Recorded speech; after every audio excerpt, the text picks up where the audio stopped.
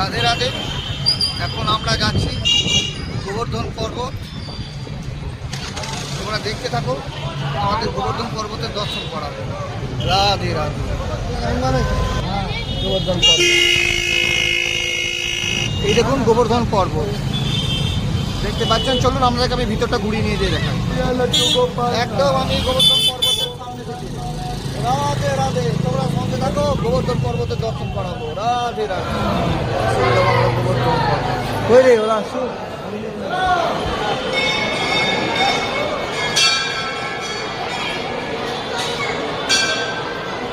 হচ্ছে গোবর্ধন মন্দির। এখান থেকে গোবর্ধন পর্বত শ্রীকৃষ্ণ এইরকম করে উঠিয়েছিলেন। এই সেই গোবর্ধন পর্বত।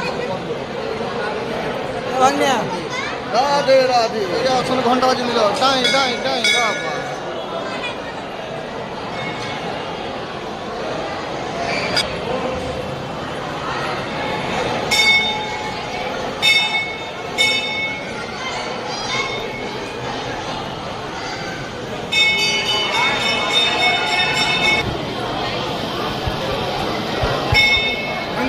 রাধে রাধে।